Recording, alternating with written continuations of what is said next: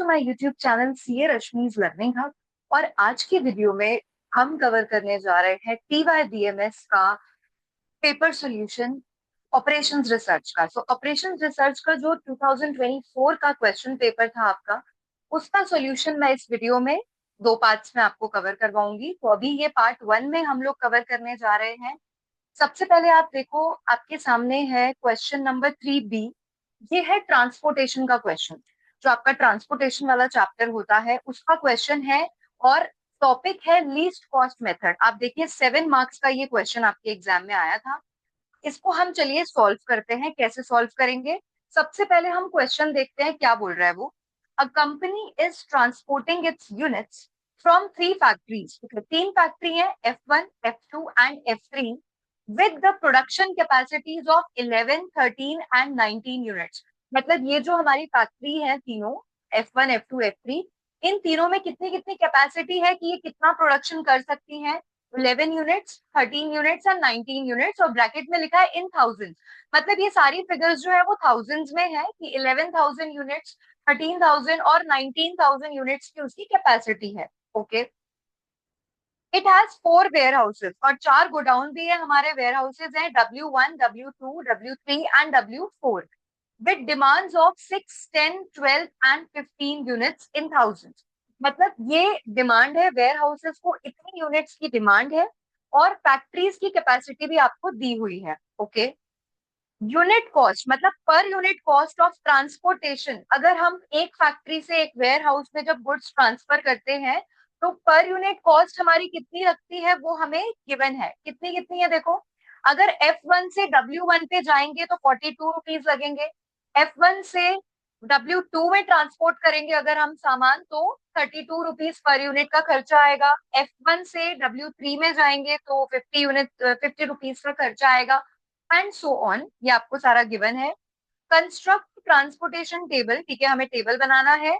And find the initial basic feasible solution bye least cost method. तो हमें least cost method से इसका solution find out करना है। तो क्या हम स्टार्ट करें लीस्ट कॉस्ट मेथड से? तो चलिए अब हम सॉल्यूशन करते हैं, और मैं आपको स्टेप बाय स्टेप बताती हूँ कि कैसे हम इस क्वेश्चन को सॉल्व करेंगे। ओके, तो ये है हमारा क्वेश्चन नंबर 3B। सबसे पहले हम टेबल बनाते हैं। टेबल कैसे बनाएंगे, यहाँ पे हमारे 4 वेयर हाउसेस थे। कौन कौन से? W1, W2, W3 and W4।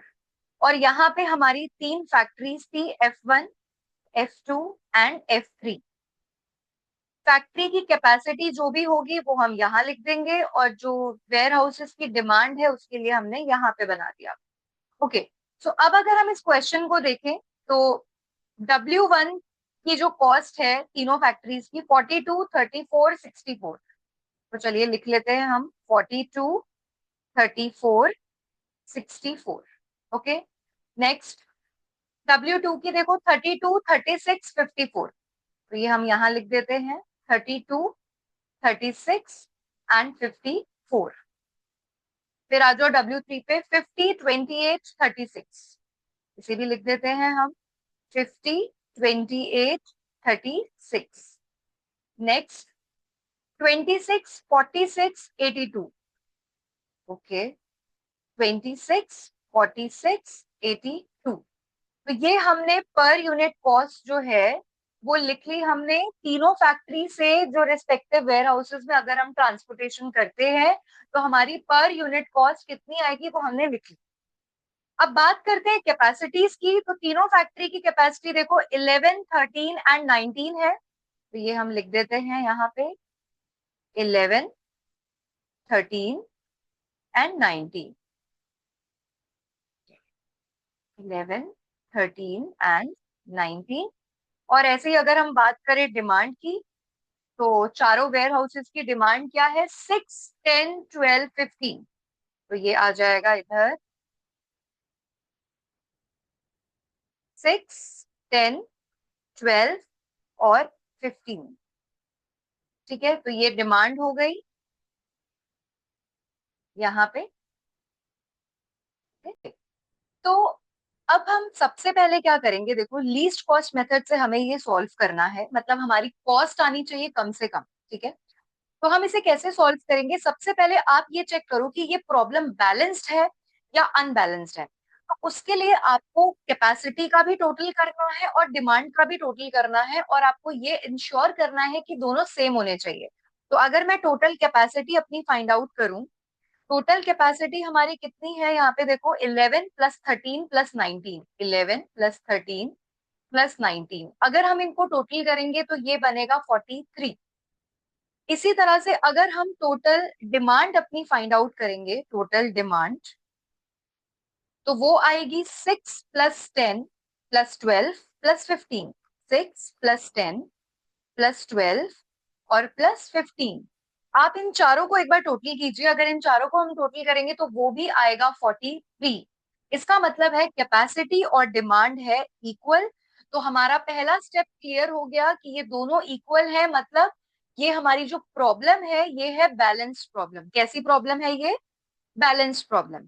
Okay, हमारी जो प्रॉब्लम है वो बैलेंस प्रॉब्लम है, लेकिन अब हमें क्या करना है? अब हमें लीस्ट कॉस्ट मेथड से ये सॉल्व करना है। तो उसके लिए सबसे पहले आपको क्या करना है, ये देखो, ये जितनी भी आपकी कॉस्ट गिवन है ना, ये सारी कॉस्ट है, 42, 32, 50, ये कॉस्ट है। इनमें से सबसे लीस्ट कॉस्ट सिलेक्ट करो। लीस्ट मतलब सबसे कम। आप देखो, सबसे कम अमाउंट, इसमें सबसे छोटा नंबर कौन सा दिख रहा है आपको? 26 दिख रहा है। यस, मतलब सबसे कम कॉस्ट है 26। तो अगर 26 सबसे कम कॉस्ट है तो आप सबसे पहले एलोकेशन वहीं पे करो। मतलब आप ये देखो कि ये इस कॉस्ट पे हम कितनी यूनिट्स एलोकेट कर सकते हैं। अब आप देखो, इसके सामने 26 के सामने F1 है, मतलब फैक्ट्री वन है, और फैक्ट्री वन के पास 11 यूनिट्स की कैपेसिटी है। कितनी कैपेसिटी है उसके पास? 11 यूनिट्स की। और अगर हम इस तरफ से देखें, नीचे 26 के यहाँ पे नीचे देखें, तो वेयर हाउस 4 जो है उसकी डिमांड है 15 यूनिट्स की। मतलब फैक्ट्री वन कह रही है कि मेरे पास 11 यूनिट अवेलेबल है, मैं 11 यूनिट सप्लाई कर सकती हूँ, लेकिन वेयर हाउस 4 कह रहा है कि मुझे 15 यूनिट चाहिए। अब इसे 15 चाहिए लेकिन यहाँ तो 11 ही है। तो बताओ हम कितनी यूनिट्स एलोकेट कर सकते हैं? जितनी हमारे पास अवेलेबल है। भाई आपको 15 चाहिए कोई बात नहीं, लेकिन हमारे पास अवेलेबिलिटी कितने की है? सिर्फ 11 यूनिट्स की। तो हम 11 ही एलोकेट कर पाएंगे ना, 11 ही आपको दे पाएंगे। तो यहाँ पे देखो, आप इन दोनों में से जो कम है, मतलब 11 और 15 में से 11, तो आप 11 यूनिट यहाँ पे एलोकेट कर दो और ये सेल में डाल दो, मतलब ये सर्कल बना दो इसका, कि हमने 11 यूनिट्स फैक्ट्री वन से वेयर हाउस वन में भिजवा दी। जैसे ही फैक्ट्री वन से 11 यूनिट वेयर हाउस वन में चली गई, तो फैक्ट्री वन की कैपेसिटी खत्म। अब वो किसी और वेयर हाउस को क्या ट्रांसपोर्ट कर सकती है सामान? नहीं कर सकती। इसका मतलब फैक्ट्री वन को हम कट कर देंगे इस तरीके से कि फैक्ट्री वन अब किसी और को सामान सप्लाई नहीं कर सकती। ये जो 11 था ये 0 हो गया, और जो वेयर हाउस वन था यहाँ पे, ये 15 की जगह अब इसकी जो डिमांड है वो 4 की रह गई। क्यों रह गई 4 की? क्योंकि 15 में से 11 इसको मिल चुकी है यूनिट्स। क्या आप सबको इतना क्लियर हुआ? ये सब समझ में आया? ओके, तो 15 में से 11 इसको मिल चुकी है, तो ये अभी 4 यहाँ पे रह जाएंगे। चलते हैं आगे। जो ये बची हुई कॉस्ट दिख रही है ना आपको, इनमें से सबसे छोटा नंबर सिलेक्ट करो, सबसे लीस्ट नंबर सिलेक्ट करो। जो ये बचे हुए हैं इनमें से सबसे छोटा है 28। ठीक है, 28 के लिए आप देखो, सामने फैक्ट्री टू है जिसकी कैपेसिटी है 13 यूनिट्स की। ओके, और उसके नीचे अगर आप देखोगे तो वेयर हाउस थ्री है, उसकी डिमांड है 12 यूनिट। वेयर हाउस कह रहा है मुझे 12 यूनिट चाहिए, फैक्ट्री टू कह रही है हमारे पास 13 यूनिट है, आप ले सकते हो। वेयर हाउस टू कह रहा है नहीं नहीं, वेयर हाउस थ्री कह रहा है नहीं नहीं, मुझे तो 12 ही चाहिए। तो ठीक है, हम 12 एलोकेट कर देंगे। मतलब दोनों में से जो कम है वही करोगे ना। अगर सामने वाला कह रहा है मुझे 12 की ही डिमांड है, तो आप उसे 13 यूनिट नहीं दे सकते जबरदस्ती। तो हम यहाँ पे 12 एलोकेट कर देंगे और ये हो जाएगा 0। और ये 13 की जगह अभी यहाँ पे 1 यूनिट अवेलेबल रहेगी। तो जैसे ही इसकी पूरी डिमांड कंप्लीट हो गई वेयर हाउस थ्री की, अब वेयर हाउस थ्री को हम यहाँ से कट कर देंगे, क्योंकि अब इसे और यूनिट्स की जरूरत नहीं है। ओके, चलते हैं आगे। अब देखो, जो बची हुई कॉस्ट है उनमें से सबसे छोटा नंबर कौन सा है? सबसे कम कॉस्ट कौन सी है? देखो 34। तो अब हम 34 पे एलोकेशन करेंगे। 34 के सामने है फैक्ट्री 2 और उसके लिए यूनिट्स अवेलेबल है, सिर्फ एक यूनिट अवेलेबल है। और अगर यहां से देखोगे इधर, आप देखो कि वेयर हाउस 1 जो है उसकी डिमांड है 6 यूनिट की। अब डिमांड उसकी बेशक 6 यूनिट की है, लेकिन फैक्ट्री 2 के पास देने के लिए अवेलेबल कितनी यूनिट्स है? सिर्फ और सिर्फ एक यूनिट अवेलेबल है। तो हम यहाँ पे एलोकेट कर देंगे एक यूनिट। ठीक है, क्यों? क्योंकि 6 और 1 में से कम कौन सा है? एक, तो हम एक यूनिट यहाँ पे एलोकेट कर देंगे। अब जैसे ही आपने 1 यूनिट एलोकेट की, ये फैक्ट्री 2 खाली हो गई, क्योंकि फैक्ट्री 2 के पास सिर्फ एक ही यूनिट थी, वो हमने यहाँ पे ट्रांसपोर्ट कर दी। तो फैक्ट्री 2 हम यहाँ से कट कर देंगे और वेयर हाउस 1 में 6 की जगह 5 की डिमांड रह जाएगी। ठीक है, अब और रिमेनिंग कॉस्ट पे, तो रिमेनिंग है, देखो आप, इनमें से सबसे छोटा नंबर कौन सा है? 54। तो 54 जो है, 54 के ऊपर हम एलोकेशन करेंगे। अब आप देखो यहाँ पे फैक्ट्री 3 है, फैक्ट्री 3 के पास कितनी यूनिट्स अवेलेबल है? 19। लेकिन यहाँ सामने देखो वेयर हाउस 2 जो है इसका, उसकी डिमांड है 10 यूनिट्स की। तो इसको तो 10 ही चाहिए। जब इसको 10 चाहिए, तो ये यहाँ से 19 में से 10 हम इसको दे देंगे और यहाँ बचेंगी 9, और ये 10 की जगह पूरा 0 हो जाएगा। जैसे ही ये 0 हो गया तो वेयर हाउस 2 की डिमांड खत्म हो गई, इसको कट कर दो। अब जो दो बचे हैं, उनमें से आप देखो लीस्ट कॉस्ट कौन सी है? 64। ठीक है, तो 64 जो है, 64 पे आप देखो यहाँ पे डिमांड कितनी है वेयर हाउस 1 की? 5। और फैक्ट्री 3 के पास अवेलेबल कितनी यूनिट्स है? 9। तो 9 में से ये इसको दे देगी 5 यूनिट्स, और अभी भी इसके पास बचेंगी 4। और ये 4 यूनिट ऑटोमेटिकली मिल जाएगी। देखो वेयर हाउस 4 को अभी भी उसकी रिक्वायरमेंट थी ना, वेयर हाउस 1 कैंसिल हो गया, पूरी इसकी कंप्लीट हो गई 5। वेयर हाउस 4 के पास अभी भी 4 यूनिट्स की डिमांड है, और फैक्ट्री 3 के पास 4 यूनिट्स अवेलेबल है। तो ऑटोमेटिकली ये 4 यूनिट्स इसको चली जाएंगी। और देखो हमारा वेरीफाई भी हो जाएगा, अल्टीमेटली हमारी पूरी कैपेसिटी भी यूज हो गई और पूरी की पूरी डिमांड भी हमें अवेलेबल हो गई। तो इसका मतलब है कि हमने ये क्वेश्चन करेक्टली सॉल्व किया है। ठीक है, ये पूरा का पूरा एलोकेशन हमने कर दिया। अब लीस्ट कॉस्ट मेथड से ये इनिशियल बेसिक फीजिबल सॉल्यूशन जो हमसे पूछा था, वो हमें मिल चुका है। बस अब हम यहाँ पे लिख देते हैं सॉल्यूशन भी और हमारी कॉस्ट कितनी है वो भी। ठीक है, वो कैसे लिखेंगे ये देखो। फैक्ट्री 1 से जा रहा है वेयर हाउस 4 पे, फैक्ट्री 1 से वेयर हाउस 4 पे जा रहा है, और कितनी यूनिट्स हम ट्रांसफर कर रहे हैं? 11 यूनिट, और एक यूनिट की कॉस्ट है 26। तो अगर हम 11 यूनिट ट्रांसपोर्ट कर रहे हैं और एक यूनिट की कॉस्ट 26 है, तो हमारी टोटल कॉस्ट हो जाएगी यहाँ पे 286। वैसे ये इन थाउजेंड्स है, तो आप भी यहाँ थाउजेंड्स लिख दो, क्योंकि जो 11 है वो थाउजेंड्स है। तो अगर वो थाउजेंड्स में है तो ऑटोमेटिकली कॉस्ट भी थाउजेंड में आ जाएगी।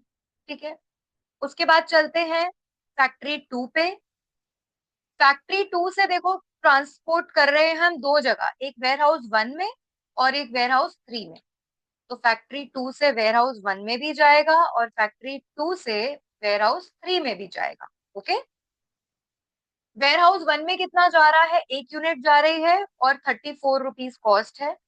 तो 1 यूनिट 34 रुपीज ईच यूनिट, आ गया 34। अब वेयर हाउस 3 में देखो कितनी यूनिट्स जा रही हैं? 12 यूनिट्स, और एक यूनिट की कॉस्ट है 28। तो अगर हम इसे यहाँ लिखेंगे 12 यूनिट्स, एक यूनिट की कॉस्ट है 28, तो ये हो जाएगा 336। ठीक है, अब आ जाओ फैक्ट्री 3 पे। फैक्ट्री 3 से जाएगा वेयर हाउस 1 में, 2 में और 4 में, तीन जगह जा रहा है। फैक्ट्री 3 से वेयर हाउस 1 में, फैक्ट्री 3 से वेयर हाउस 2 में, और फैक्ट्री 3 से जा रहा है वेयर हाउस 4 में।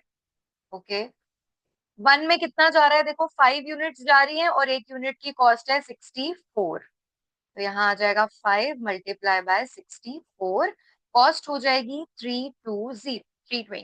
ओके, फिर आते हैं फैक्ट्री 3 से वेयर हाउस 2 में, 10 यूनिट जा रही हैं और एक यूनिट की कॉस्ट है 54। 10 × 54, 540। फिर फैक्ट्री 3 से वेयर हाउस 4 में जा रहा है 4 यूनिट्स, और एक यूनिट की कॉस्ट है 82। तो ये आ जाएगा 4 × 82, इसको सॉल्व करेंगे 328। ठीक है।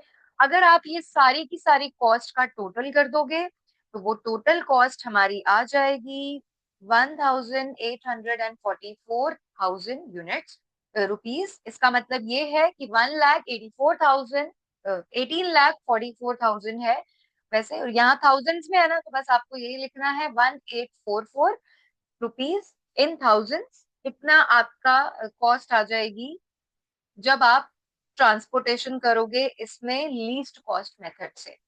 ठीक है। ये आपका एग्जाम में 7 मार्क्स का क्वेश्चन आया है अभी लेटेस्ट अटेम्प्ट में 2024 में TYBMS के मुंबई यूनिवर्सिटी के एग्जाम में।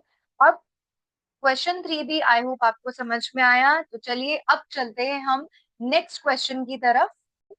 अच्छा, नेक्स्ट क्वेश्चन पे जाने से पहले इसी अटेम्प्ट में क्वेश्चन आया है question number 2D। Question 2D आया है असाइनमेंट का क्वेश्चन। ठीक है। कौन से चैप्टर का क्वेश्चन है वो? असाइनमेंट प्रॉब्लम का क्वेश्चन है, और ये 8 मार्क्स का आपके एग्जाम में आया है। लेकिन मैं आपको बता दूं कि ये क्वेश्चन मैं ऑलरेडी आपको अपनी पार्ट 2 की जो वीडियो है असाइनमेंट प्रॉब्लम की, उसकी पार्ट 2 की वीडियो में मैंने यही क्वेश्चन सॉल्व कराया हुआ है।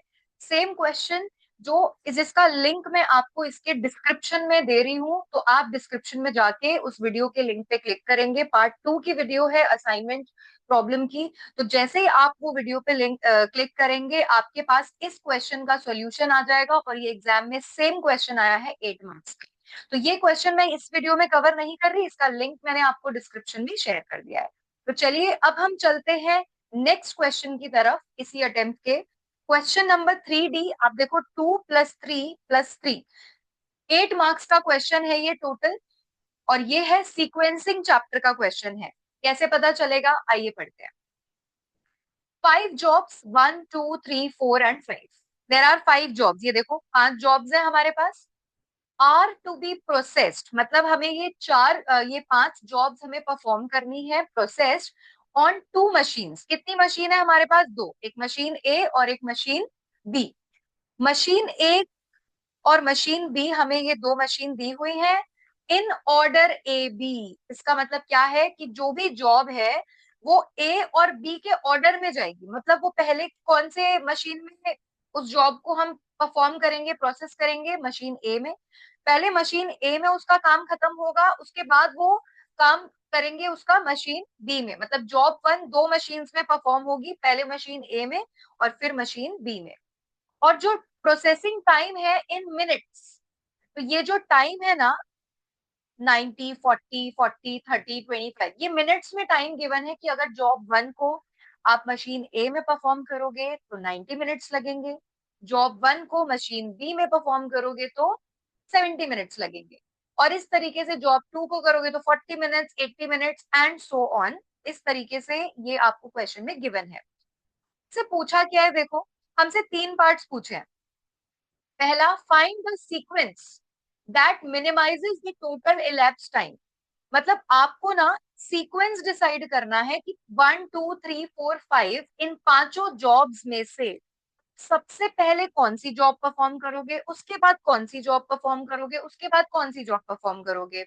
और 2 मार्क्स के लिए सबसे पहले हमसे सीक्वेंस पूछा है, तो चलिए हम सीक्वेंस फाइंड आउट करने की कोशिश करते हैं। ये हम सॉल्यूशन स्टार्ट करते हैं इसका। ये था क्वेश्चन नंबर 3D। ठीक है। तो पहले हम बना लेते हैं ये। मशीन हमारी कौन सी थी पहले? ए, और यहाँ है मशीन बी। ठीक है। और इधर है हमारी जॉब्स। कितनी जॉब्स है हमारी? 1 2 3 4 एंड 5, टोटल 5 जॉब्स है। अब देखो जरा क्या क्या गिवन है। जॉब 1 के लिए टाइम है 90 और 70, तो हम यहाँ लिख देते हैं 90 70। फिर जॉब 2 के लिए है 40 80, तो हमने यहाँ लिख दिया 40 मिनट्स और 80 मिनट्स।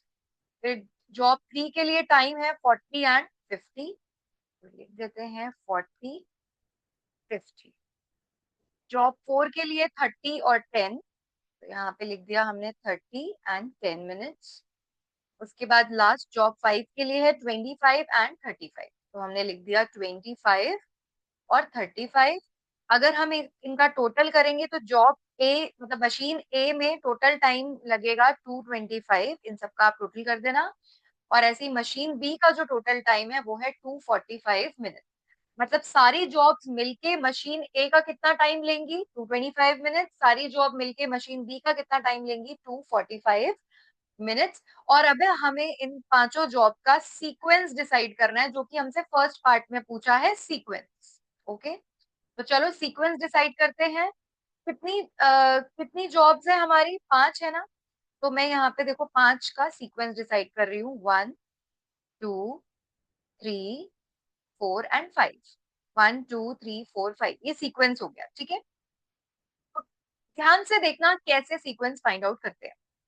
ये जितना भी टाइम आपको गिवन है ना, 90 70 40 80, जितना भी टाइम है, इन सब में सबसे कम टाइम बताओ कहाँ पे है। सबसे कम टाइम कितना है, अब देखो जरा ध्यान से। सबसे कम टाइम है ये 10, दिख रहा है आपको 10। ये 10 मिनट सबसे कम टाइम है, इसका मतलब जो है जॉब 4 जो है वो सबसे कम टाइम लेती है। तो हम सबसे पहले जॉब 4 को परफॉर्म करेंगे, तो ये हमने यहां से कर दिया कट। जॉब 4 हम सबसे पहले परफॉर्म करने वाले हैं, लेकिन ये मशीन ए में यूज हो रही है या मशीन बी में। ये जो 10 मिनट का टाइम लग रहा है सबसे कम टाइम, ये मशीन बी में लग रहा है। तो सीक्वेंसिंग का क्वेश्चन सॉल्व करते वक्त एक बात ध्यान रखना, हमारा ऑर्डर क्या है, ए बी। मतलब पहले ए है बाद में बी है। अगर मशीन बी का टाइम सबसे कम है, आपको ये पीछे से लिखना है जॉब यहाँ पे। और अगर मशीन ए में ये सबसे कम टाइम होता तो हम ये आगे से सीक्वेंस बनाते। तो अभी ये जॉब 4 जो है इसमें सबसे कम टाइम है, लेकिन वो है मशीन बी में, इसीलिए हम सीक्वेंस में इसको लास्ट नंबर पे लिखेंगे। मतलब जॉब 4 हम सबसे लास्ट में परफॉर्म करेंगे, ठीक है। जॉब 4 कट हो गई, इसका सीक्वेंस डिसाइड हो गया। अब जो बचा हुई हुई जॉब्स है उनमें से देखो सबसे कम टाइम कहाँ पे आ रहा है। 10 के बाद सबसे कम टाइम है 25, ये देखो आप, ये 25 जॉब 5 में है। लेकिन ये जो 25 है ये है मशीन ए में, और मैंने कहा था अगर मशीन ए में होगा तो आपको सीक्वेंस में उसे सबसे पहले से स्टार्ट करना है, मशीन बी में होगा तो एंड से स्टार्ट करना। तो हम जॉब 5 यहाँ पे लिख देंगे सबसे पहले नंबर पे, इसका मतलब हम जॉब 5 परफॉर्म करने वाले हैं। ओके, तो ये जॉब 5 हो गई, इसको भी मैंने कट कर दिया। अब जो बची हुई जॉब्स है उनमें सबसे कम टाइम देखो क्या है हमारा, सबसे कम है 40 मिनट्स। लेकिन 40 मिनट्स दो बार है, एक बार जॉब 2 में भी है और जॉब 3 में भी है। तो आपको क्या करना है, कोई भी ले लो। जब ऐसा होता है ना तो आप कोई भी जॉब पहले परफॉर्म कर सकते हो, जॉब 2 को भी कर सकते हो, 3 को भी कर सकते हो। It's one and the same thing. हाँ, अगर ये मशीन में होता, मशीन ए और बी के केस में अगर सेम होता, पहले आप मशीन ए वाली जॉब लेते, बाद में आप मशीन बी वाली जॉब लेते। लेकिन क्योंकि ये सेम मशीन के अंदर दो जॉब्स में सेम टाइम है, तो आप जॉब 2 भी कर सकते हो पहले और जॉब 3 भी परफॉर्म कर सकते हो। तो चलो मैं लिख देती हूँ यहाँ पे, जॉब 2 लिख देती हूँ मैं सबसे पहले। जॉब 2 हमने यहाँ पे लिखा, ये कट हो गया। उसके बाद भी 40 मिनट्स का ही टाइम है, तो जॉब 3 उसके बाद हो गई 40 मिनट्स, और इसको भी मैंने यहाँ से कट कर दिया। अब लास्ट में बची एक ही जॉब, मतलब जॉब 1। तो जॉब 1 को हमने यहाँ पे डाल दिया, जो स्पेस ब्लैंक था। तो जॉब 1 भी हमने कट कर दी, मतलब हमने सीक्वेंस डिसाइड कर लिया। तो क्या है हमारा सीक्वेंस, पहले जॉब 5 परफॉर्म करेंगे, फिर 1 करेंगे, 5 फिर 2 फिर 3 फिर 1 एंड फिर 4। तो ये सीक्वेंस है। आप देखो सीक्वेंस के 2 मार्क्स हैं। जैसे ही हमने ये सीक्वेंस डिसाइड किया, 2 मार्क्स हमारे कंप्लीट हो गए। आई होप आपको ये समझ में आया, ठीक है। अब हम चलेंगे नेक्स्ट पार्ट पे। तो चलिए देखते हैं next part. Calculate the total elapsed time, मतलब हमें ये फाइंड आउट करना है कि टोटल टाइम कितना लगा है।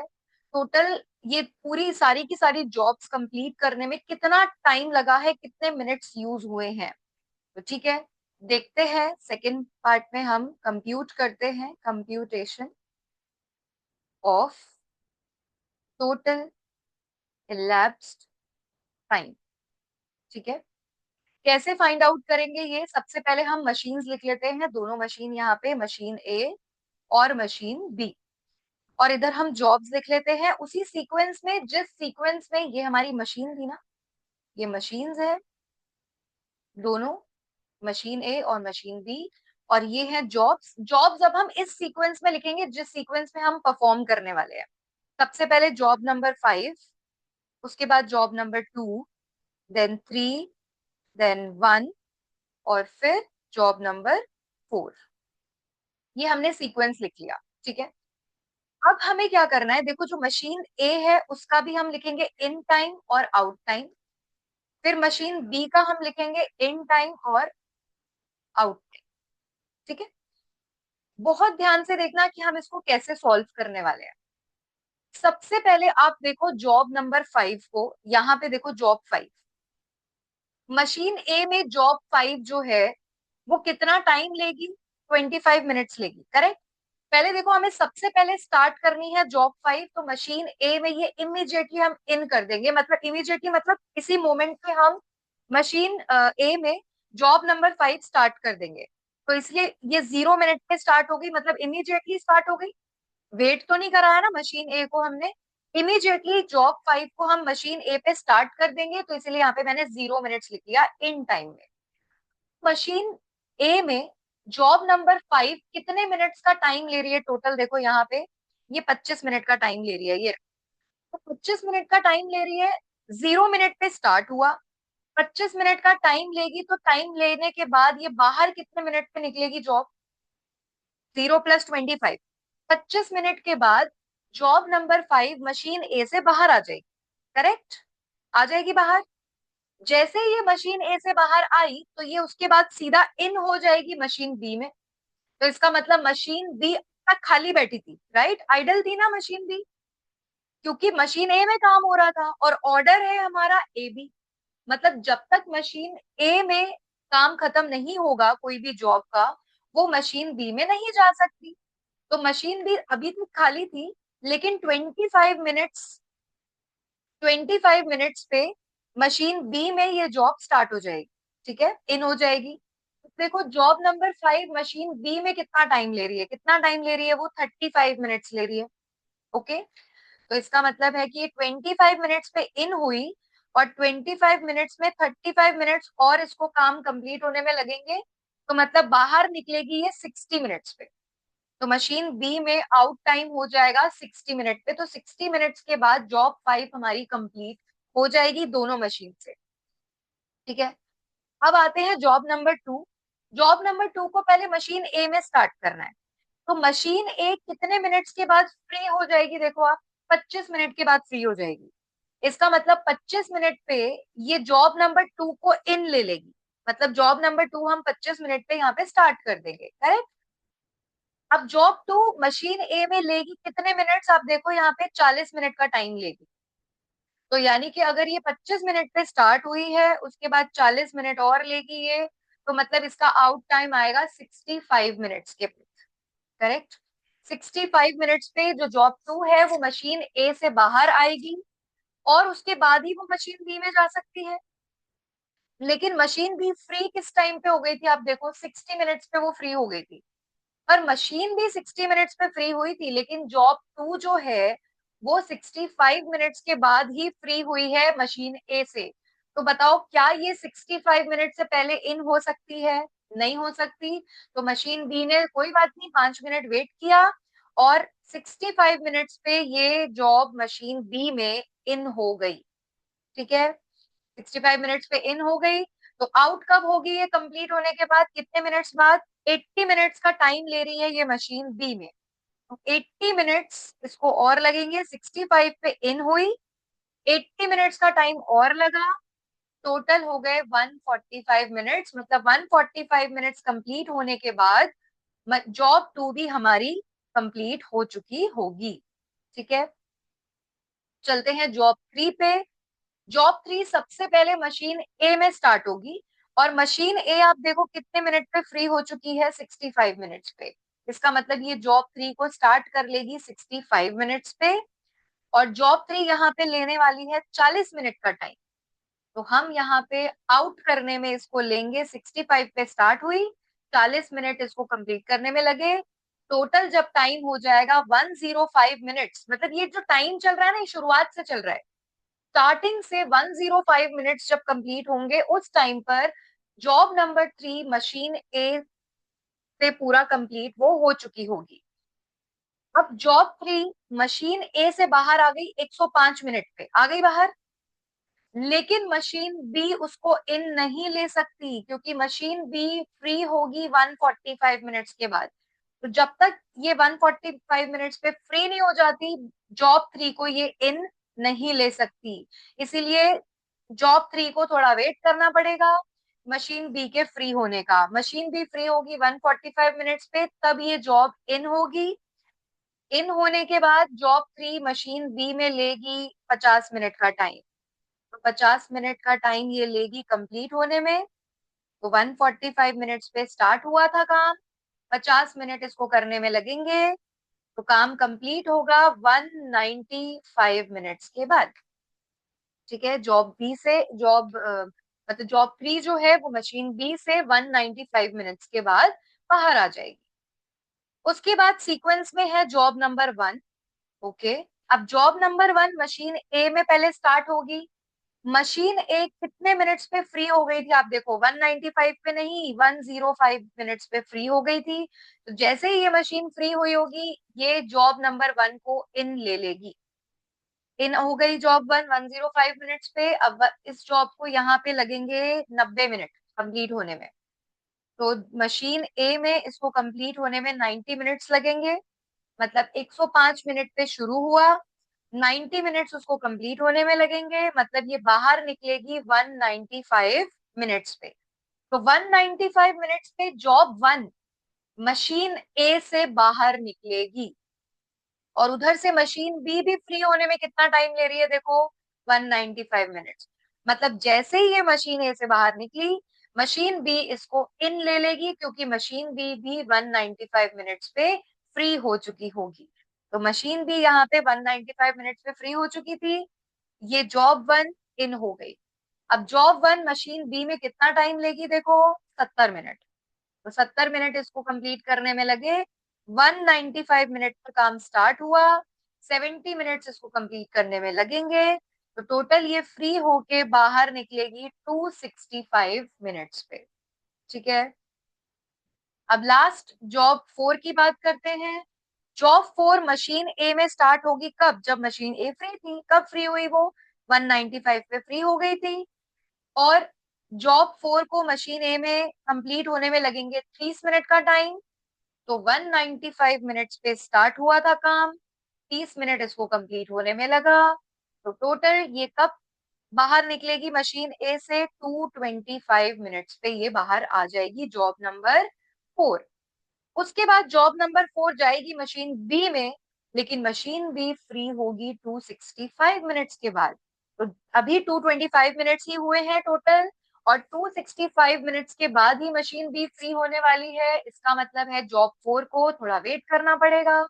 मशीन बी जैसे ही फ्री होगी 265 मिनट्स पे, तो ये 265 मिनट्स पे इसको इन ले लेगी, और 265 मिनट्स पे इन होने के बाद जॉब 4 को कंप्लीट होने में सिर्फ 10 मिनट का टाइम जाएगा। 10 मिनट यहाँ पे हम 265 में ऐड कर देंगे, और ये 275 मिनट्स के बाद फाइनली जॉब 4 मशीन बी से बाहर आ जाएगी। मतलब टोटल अगर हम बात करें कि total elapsed time, total time कितना लगा ये पूरा काम होने में, पांचों की पांचों जॉब्स कंप्लीट होने में, अगर मैं बात करूं कि टोटल टाइम कितना लगा, देखो 0 से स्टार्ट हुआ था मशीन ए में, और मशीन बी से फाइनली काम खत्म होके निकला 275 मिनट्स के बाद। इसका मतलब टोटल इलैप्स टाइम हुआ 275 करेक्ट। तो आपको ये सेकेंड पार्ट समझ में आया कि टोटल इलैप्स टाइम कैसे आएगा। टोटल इलैप्स टाइम जैसे ही आपने किया, 3 मार्क्स का था ये टोटल इलैप्स टाइम, देखो तो 3 मार्क्स हमारे आ जाएंगे। अब लास्ट पार्ट हमसे पूछा है idle time for each machine, मतलब ये दोनों मशीन्स कितनी कितनी देर खाली बैठी हैं, कितनी कितनी देर ये दोनों मशीन्स आइडल रही हैं। तो हम थर्ड पार्ट में फाइंड आउट करेंगे आइडल टाइम। तो देखो आइडल टाइम कैसे आता है, बहुत ही सिंपल है। आप देखो टोटल टाइम जो काम कंप्लीट होने में, क्योंकि देखो जब तक ये सारी जॉब्स कंप्लीट नहीं हो जाती तब तक ये दोनों मशीन्स जो हैं वो कोई और नए जॉब पे, नए प्रोजेक्ट पे नहीं जा सकती। इसका मतलब क्या है कि टोटल आइडल टाइम, जैसे अगर मैं बात करूं मशीन ए की, ये पूरे काम को खत्म होने में कितने मिनट्स का टाइम लगा है? 275 मिनट्स का टाइम लगा है। लेकिन अगर आप मशीन ए की बात करो तो मशीन ए में देखो वो 0 मिनट से लेके 225 मिनट्स पे फ्री हो गई थी। तो मशीन ए पूरे के पूरे 25 मतलब 225 मिनट में फ्री हो गई थी। आप यहाँ पे देखो ना टोटल टाइम, मशीन ए में टोटल कितने मिनट्स लगे हैं मशीन ए में काम होने में? 225 मिनट्स लगे हैं। टोटल काम खत्म हुआ है 275 मिनट्स में, लेकिन मशीन ए ने सिर्फ 225 मिनट ही काम किया है। इसका मतलब क्या है कि मशीन ए जो है वो 50 मिनट्स तो खाली बैठी है, राइट? तो मशीन ए का आइडल टाइम कितना आ गया? 50 मिनट्स आ गया, करेक्ट। अब आ जाओ मशीन बी पे। मशीन बी ने टोटल काम कितने मिनट्स किया है वो हमने यहाँ देखा था ना। टोटल मशीन बी ने कितने मिनट्स काम किया था? Total 245 minutes. टोटल काम 245 मिनट्स किया था, और वैसे काम कंप्लीट होने में लगा कितना टाइम है इन टोटल? 275 मिनट्स। 275 मिनट्स में से मशीन बी ने सिर्फ 245 मिनट्स काम किया है। इसका मतलब मशीन बी कितने मिनट्स आइडल रही है, खाली रही है? 30 मिनट। तो मशीन ए 50 मिनट खाली रही है, मशीन बी 30 मिनट खाली रही है। ये है इन दोनों मशीन का आइडल टाइम, जो कि आपसे 3 मार्क्स का यहाँ पे पूछा था। लेकिन ये आप तब तक सही नहीं कर सकते जब तक आपने टोटल इलैप्स टाइम सही नहीं निकाला होगा। तो इसका मतलब ये दोनों इंटर रिलेटेड है। अगर आपने इलैप्स टाइम में थोड़ी सी भी गलती कर दी तो आपका आइडल टाइम भी गलत हो जाए। ठीक है, तो बहुत ध्यान से करना। और आप अपने आइडल टाइम को वेरीफाई कर सकते हो। देखो मैं आपको वेरीफाई करना बता देती हूँ कि आपको पता चल जाएगा कि आपने ठीक किया है। कैसे? मशीन ए 50 मिनट खाली बैठी है, तो मशीन ए का तो देखो साफ साफ दिख रहा है। मशीन ए यहाँ पे 0 मिनट पे स्टार्ट हुआ था, 25 पे आउट हुई। 25 पे वापस स्टार्ट किया, 65 पे आउट हुई। 65 पे फिर इन हुई, 105 पे आउट हुई। डायरेक्ट 105 पे इन होके 195, 195 पे इन होके 225 पे आउट हो गई। बीच में कहीं भी मशीन ए को खाली बैठने की जरूरत नहीं पड़ी। जैसे ही वो आउट टाइम होता, सेम टाइम पे दूसरी जॉब इन हो जाती थी। इसका मतलब मशीन ए 225 मिनट्स पे फ्री हो गई थी, और पूरा काम खत्म होने में 275 मिनट लगे हैं। तो मशीन ए का तो सिंपल वेरीफाई भी यहीं से हो गया, क्योंकि इसका टाइम वेस्ट नहीं हुआ। तो इसका वेरिफिकेशन यहाँ से क्लियर है कि ये 50 मिनट बिल्कुल सही है। बात करते हैं मशीन बी की, ध्यान से देखना। मशीन बी में आप देखो, पहले स्टार्ट ही ये इन कितने मिनट पे इन हुआ था यहाँ पे जॉब? 25 मिनट पे। इसका मतलब शुरुआत के 25 मिनट तो मशीन बी खाली बैठी थी। 25 मिनट्स मशीन बी पूरा खाली थी, क्योंकि जब तक जॉब ए जो ये मशीन ए पे काम नहीं खत्म होगा तब तक मशीन बी को खाली बैठना पड़ेगा, वेट करना पड़ेगा। उसके बाद यहाँ देखो ये आउट हो गई, मतलब फ्री हो गई 60 मिनट पे। लेकिन अगली जॉब इन हुई, नेक्स्ट जॉब इन हुई थी 65 मिनट पे। तो मतलब ये 60 मिनट पे फ्री होके बैठ गई, और नेक्स्ट जॉब को स्टार्ट होने में 65 मिनट्स का टाइम लगा। इसका मतलब ये 5 मिनट फिर खाली बैठी यहाँ पे, करेक्ट। 60 मिनट पे फ्री होने के बाद नेक्स्ट जॉब 65 मिनट पे स्टार्ट की है, मतलब 5 मिनट फिर खाली रही। उसके बाद देखो ये 145 मिनट्स पे आउट हुई। 145 पे आउट होने के बाद इन हो गई डायरेक्ट 145, फिर आउट हुई 195 पे। 195 पे इन हो गई, 265 पे आउट हुई। 265 पे फिर इन हो गई, और 275 पे आउट हुई। और 275 ही टोटल टाइम लगा है, मतलब यही बस इसको खाली बैठना पड़ा। उसके बाद इसका कोई टाइम वेस्ट नहीं हुआ। मतलब टोटल टाइम जो इसने वेट किया है वो किया है 30 मिनट का। आप देखो वो 30 मिनट हमने ऐसे भी निकाल लिए थे, यहाँ से भी आ गए। तो वेरीफाई हो गया, इसका मतलब हमने बिल्कुल सही किया है ये क्वेश्चन सॉल्व। और ये टोटल क्वेश्चन आपके इसी अटेम्प्ट में 2024 में 8 मार्क्स का क्वेश्चन आया है। तो आज की वीडियो में मैंने आपको 3 क्वेश्चन, प्रैक्टिकल क्वेश्चंस कवर करवा दिए इस वीडियो में। पहला 3B जो कि 7 मार्क्स का था, ट्रांसपोर्टेशन का क्वेश्चन। फिर 3D जो कि सीक्वेंसिंग का है 8 मार्क्स का। और एक तीसरा क्वेश्चन नंबर 2D जो था, असाइनमेंट का, उसका लिंक मैं आपको डिस्क्रिप्शन में शेयर कर रही हूँ। ये 8 मार्क्स का क्वेश्चन है। मेरी पार्ट 2 की वीडियो में मैंने वही सेम क्वेश्चन सॉल्व करा रखा है पहले ही। तो ये 3 क्वेश्चन आपके 2024 के क्वेश्चन पेपर के मैंने सॉल्व करा दिए पार्ट 1 की वीडियो में। अब जब नेक्स्ट वीडियो में मैं आपको रिमेनिंग क्वेश्चन सॉल्व करवाऊंगी, ठीक है। आई होप आपको ये क्वेश्चन समझ में आए, आप अच्छे से रिविजन करो, और मिलते हैं नेक्स्ट वीडियो में।